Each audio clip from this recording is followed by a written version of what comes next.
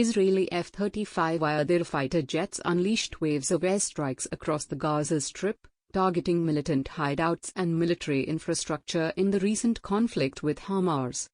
The Israel Defense Forces launched a major offensive against Hamas in the northern Gaza Strip, after hundreds of projectiles were fired from the area at Israeli cities.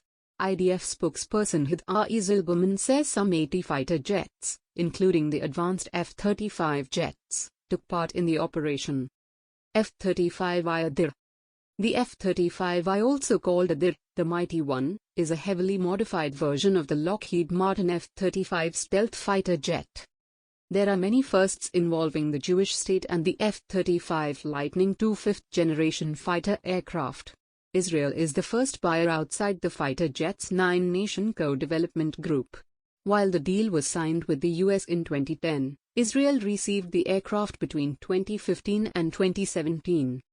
In May 2018, Israel became the first country to use the F-35 in combat roles. The Jewish nation also became the first country to operate these aircraft in the Middle East. The American F-35 Lightning II is loaded with modern technology that surpasses any current 4th-generation or even 5th-gen fighter jets. Israelis acquired them with their own specific upgrades. However, the use of customized aircraft is not new in the military domain.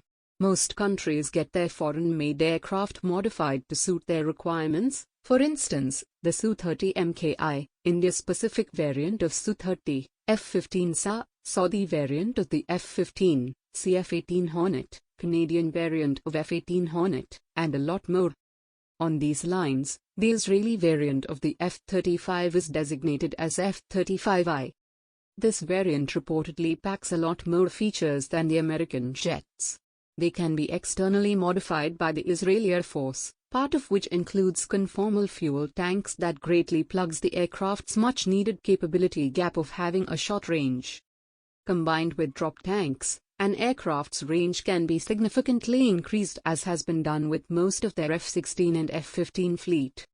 According to defense analyst Tyler Rogoway, a combat aircraft's range is a huge deal for any nation, but for Israel, whose primary enemy remains Iran, it is a grave concern.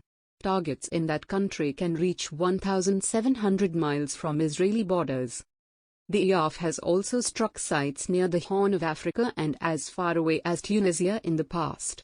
They see their global reach as a pillar of deterrence against would-be aggressors, so their ability to reach out and strike over great distances reliably needs to be credible.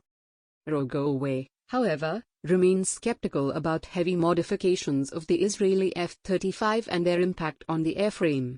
It is not clear exactly what such an apparatus would look like, or how it would impact the F-35's low radar signature and already somewhat paltry kinematics. There is also the question of airframe fatigue induced by mounting thousands of pounds of gas where it was never intended to be placed. Still, the IAF's lust for the extended range will likely trump these concerns, he adds. Another significant feature that Israel got from the Americans is the access to certain areas of F-35's highly digitized architecture, including mission control hardware and software, communications systems, integration of its own weapons, and electronic warfare and surveillance suite. Israel wants developmental and operational independence with its F-35s, including a highly controversial plan to sustain the aircraft indigenously throughout its lifetime. This would also help Israel in the event of a major cyber attack, which could affect the F-35's highly sophisticated computer-based avionics. This will keep Israeli F-35s potentially safer than others operated around the world.